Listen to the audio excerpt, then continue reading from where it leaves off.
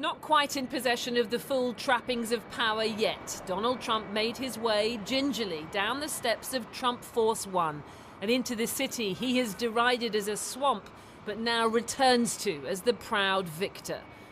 On his way to an historic meeting in the White House and the traditional courtesy given to an incoming president that Trump himself infamously did not extend to Joe Biden. Well, Mr. President-elect and former President, thank you. Donald, congratulations. Thank you very much. And looking forward to having like we said, a smooth transition. Do everything we can to make sure you're accommodated, what you need. We're going to get a chance to talk about some of that today. So good. Welcome Thank you back. very much. And thank you very much. And politics is tough, and it's in many cases not a very nice world, but it is a nice world today, and I appreciate it very much. And a transition that's so smooth, it'll be as smooth as it can get, and I very much appreciate that, Joe. You're welcome. Thank you all. Biden was sticking to the script, but no one forgets his transition to the White House was anything but smooth 4 years ago. But this was a display of civility that belied their mutual antipathy. Ladies and gentlemen, please stand to your feet. The 47th President of the United States, Donald J. Trump. En route to the White House, Trump had called in to a gathering of Republican congressmen and women, and a chance to bask in the collective glow of their victory, a near certain majority in the House and control of the powerful US Senate. Well, we worked with a lot of you to get you in, and you helped me, and you helped me too. In the audience, one Elon Musk, the super bro whose fortune helped power Trump to the White House and who was overnight repaid with the top job he'd asked for, running the so-called Department of Government Efficiency that Musk says he'll use to slash spending and regulatory red tape. And yes, there's bound to be conflicts of interest here, especially since Musk's business empire will benefit from less red tape and his companies are the subject of multiple federal investigations. That's just detail to be ironed out. You don't like women in combat? No. But the appointment which really stunned Washington, the defense establishment, and even some in his own party, was this man. AAC just rolled out a new line of AK-47 ammo. That's right. Pete Hegseth, a Fox News host and Army veteran, who will now be in charge of the world's most powerful military, though his handling of lethal weapons hasn't always ended well. And he has no government experience, but he has the one thing that's really required: unquestioned loyalty to Donald Trump. As every member of his entourage today has. In fact, Trump's transformation of the Republican Party is now utterly complete. Well, this is the moment many believed could never happen. After January the 6th, 2 impeachments and 4 criminal indictments, Donald Trump is back in Washington, D.C. as president-elect. I think ultimately it's America first. You know, Trump won the popular vote, he won the Electoral College. And so as we go forward, that's what we need to focus on. And anything that gets in the way of that is a problem. How did it feel in the room? You're back. Felt great. Felt great. God, I can't imagine the alternative.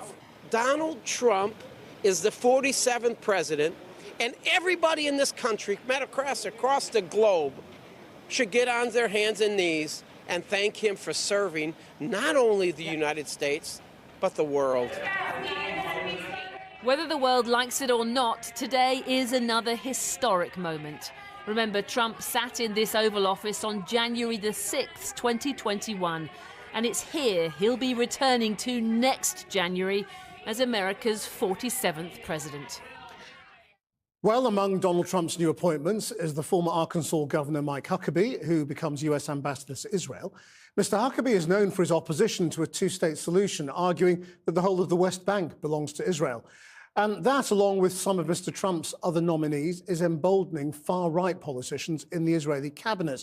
Our foreign affairs correspondent, Secunda Kamani, is with me. So what are these far-right figures saying?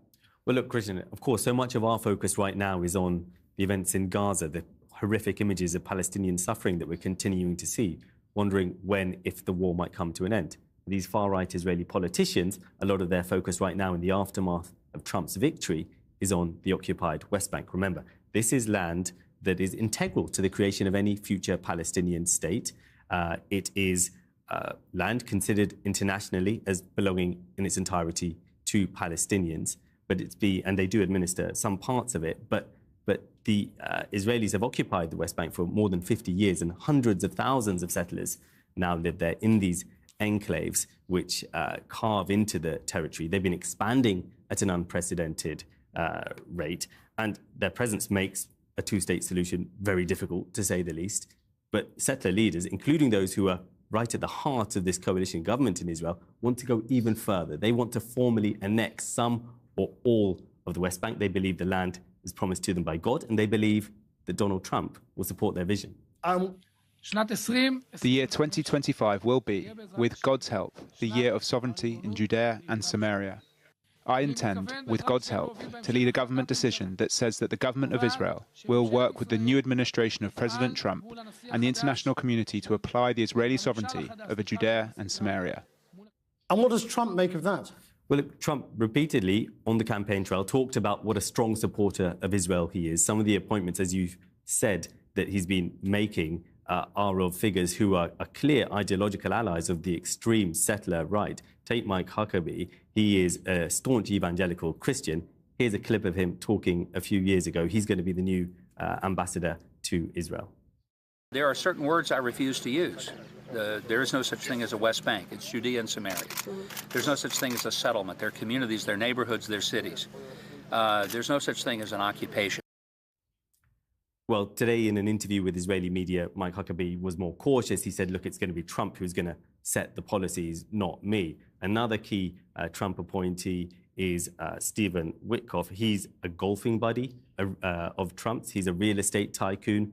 He raised a lot of money for the campaign from the American Jewish community. He's going to be the special envoy to the Middle East. Last time that Trump was in power, he made a number of steps that pleased the Israeli right wing. They, for example, recognized Jerusalem as the capital of Israel, despite its contested status. Settler leaders clearly have put a lot of faith in Trump right now. But some former Trump officials are saying that he won't necessarily support a move like annexation of the West Bank. Clearly, US allies in the region like Saudi Arabia would oppose that move.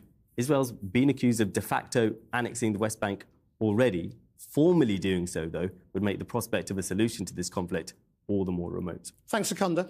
Well, joining me now is Mustafa Barghouti, a politician in the West Bank and head of the Palestinian National Initiative Party. Thank you for joining us. What do you make of these new appointments by Donald Trump? They are very pro-Israel and very anti-Palestinian state. Well, they are very worrying. Of course, these appointments of a bunch of far-right, extreme, evangelical anti-Semites, I would call them, because of their beliefs, is very alarming. When you have people, as you have shown, like Mike Huckabee, saying that there are no Palestinians. He doesn't recognize even the presence of Palestinian people. He claims we are invented people. And he says that there is nothing called West Bank and there is no occupation. With a person who has such views, who is absolutely and totally supportive not of Israel, but of the most extreme fascist elements in Israel, who are advocating the annexation of the West Bank, who are trying to kill any possibility for peace in the region, and who are actually declaring that their intention is to annex the West Bank. That's what not only Smotrich said that, but Netanyahu as well. Could you just explain? They are preparing the ground for that. Some of our viewers will be confused by your accusation of anti-Semitism. Could you just explain what you mean by that? Well, these evangelicals say that all Jews should be gathered and put in Palestine so that Christ can come back, and then they will have to choose either to become Christians or be slaughtered. That's what they believe in. Isn't that anti-Semitism? Right. It is so strange that Israel is relying on the support of such people, fanatic people, crazy people, who don't have any respect for human lives or for justice. The argument, as you know, is that a strong position in Washington, and it appears that it is just strongly on Israel's side, will force you, the Palestinians, into some kind of climb down and deal. what will be your response to that suggestion? Nobody is speaking about a deal. They are speaking about two things: land annexation, which means stealing our land, and theft of our land, and they are speaking about ethnic cleansing of Palestinian people, as they are trying to do now in the north of Gaza and in Gaza in general. These people are talking about extermination, about ethnic cleansing of Palestinian people. And I say that their policy is about practically, not only it's a death sentence to the so-called two-state solution, it's a death sentence to international law. When Huckabee says there is no occupation and no settlements and no Palestinians, he's practically saying there is no international law.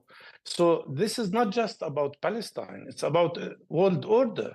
It's about what kind of law will prevail in this world. If any power in the world has the power to do whatever they want, they can do whatever they want, then we live in a horrible world. So and, what is really, your... this is something... What's your expectation then in the short term as to how Israel will behave? I mean, do you expect to see a much bigger ramping up of military action in the West Bank? Yes, we expect more harassment, more aggression. It is already happening in the West Bank. It is happening in Tulkarem and Jenin in many areas. 750 Palestinians have been killed in the West Bank since October 7th. 11,500 have been arrested. So much destruction everywhere. But I'm telling you, they will not break us. They will not stop our struggle for freedom. And if Israel kills the two-state solution, as it is going to do, and if Trump supports such an act, we will then have to say the only solution is one democratic state for everybody. Of course, what they are creating now is a system of apartheid, much worse apartheid than what prevailed in South Africa. But that will not stop us. We will continue our struggle for our freedom, for justice. And as much as the people of South Africa didn't stop struggling for justice, we will also do the same.